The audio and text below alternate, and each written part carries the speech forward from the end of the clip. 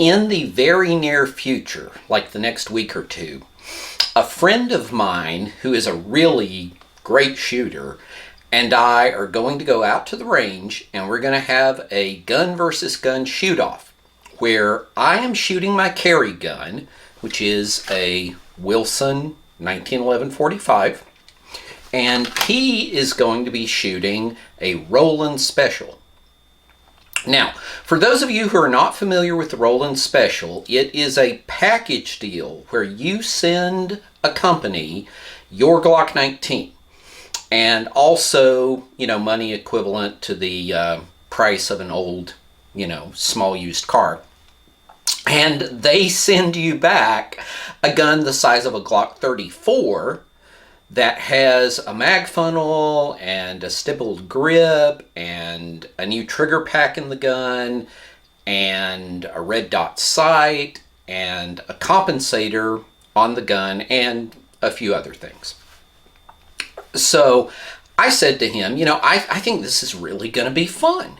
You can be shooting the red dot sighted, compensated, polymer framed 9mm race gun, and I can be shooting my iron sighted, uncompensated, steel framed, single stack 45 carry gun. This will be a great matchup.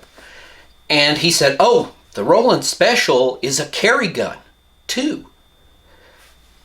And I was like, really? No. Now, let me make it really clear. The reason that I say no has nothing to do with the size of the gun. I actually carried a full-size Glock 34, the practical tactical Glock 9mm, as my daily carry gun for 6 years. And if you add all the other brief intervals that I have carried it in addition to that, that probably adds up to another couple years. I am willing to carry and conceal a large gun as long as it has the traits that I want otherwise. So the size of the Roland Special does not put me off. Now, I'm not convinced that you need a mag funnel on a double stack Glock, which already has the best mag well of any out-of-the-box combat handgun, period. Having said that, I also don't think that a low-profile mag funnel should cause any problems. Secure gripping surfaces, fine, great, wonderful. The one Roland Special that I've actually shot myself, the trigger pulls kind of sucked, frankly. I'm willing to give the concept the benefit of the doubt that I just got a bad one. And certainly a good trigger, in a self-defense gun within reason, falls under the category of good thing. The red dot, I'm not as convinced as a lot of people are that the red dot is the way, the truth, and the light, pun intended, and the future of how we're going to aim handguns. But you can certainly make a case for it.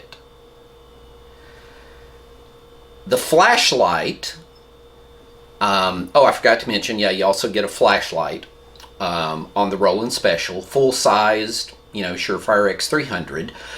I do not choose to carry a flashlight on my carry gun, but again, you can certainly make a case for it. I would not say that people who do choose to do that are wrong.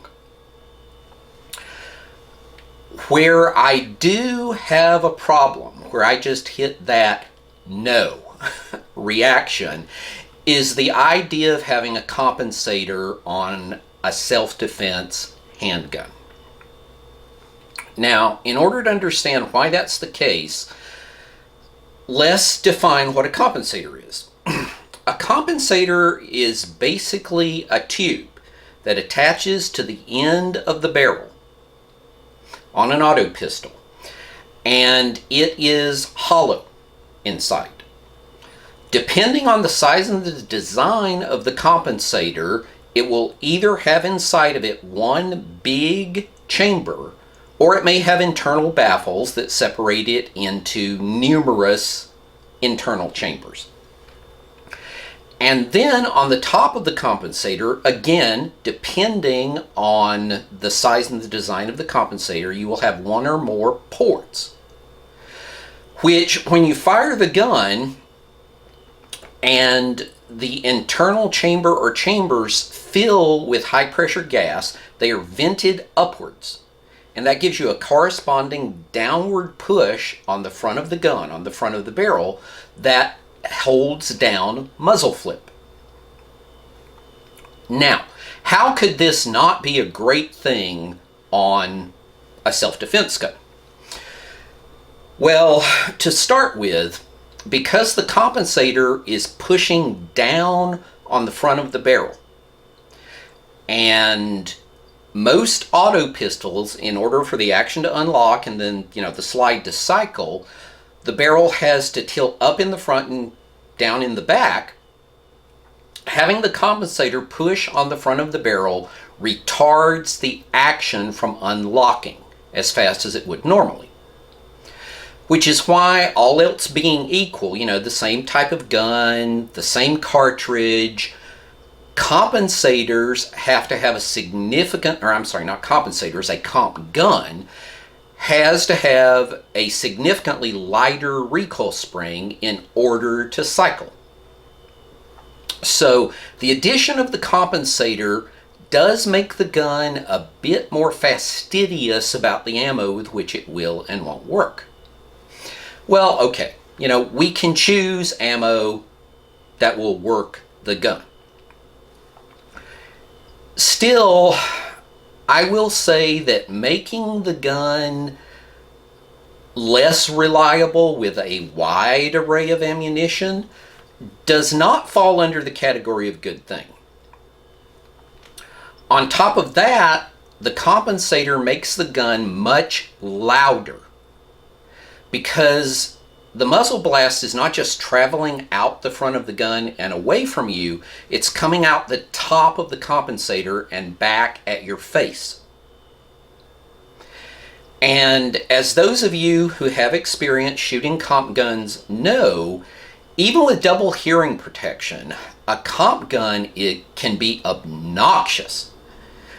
If you have to fire this gun indoors, inside a small room, for instance, inside your bedroom at 2 a.m., if you have to fire very many rounds at all, you are looking at permanent hearing damage. Now, I'm not saying that the uncompensated gun is going to be good for your hearing, but there's no doubt the compensator is going to be worse. On top of that, the compensator is going to greatly increase the amount of muzzle flash. Because, again, the burning powder gases are not just going out the front of the gun and away from you. They're going up and across your field of vision. Now, it is true that these days, top-of-the-line self-defense ammo is loaded with flash retardant powders, which can decrease the amount of muzzle flash, and it can also change the color of the muzzle flash. As opposed, to the typical white or yellow muzzle flash that we get with powders that aren't treated to be flash retardant, we can make it, things like dark red or dark green, which are less disturbing to your night vision. Still, even at that, even with top-of-the-line self-defense ammo, you're going to get more muzzle flash. It is going to be more disturbing to your night vision, and with the sort of inexpensive ball ammo that we normally shoot in practice, where the powders have not been treated to be flash retardant, you're going to fire one shot and you are going to be blind. The muzzle blast is just going to, all you're going to see is white. Also, having the compensator on the end of the gun venting hot muzzle gases upwards means that you can no longer fire the gun from the retention position. Because if you do, you're going to blow hot gas and, unburned flakes of powder, brass shavings, lead up into your face. Marty Hayes, the head man at the Firearms Academy of Seattle, years ago almost blinded himself shooting a hybrid compensated Glock 23 from the retention position. Now, fortunately, there was no permanent damage, but he did blow his shooting glasses off his face and across the range. And for the next little bit of time, his eyes were not working great. So this is not something that you want working against you in self-defense.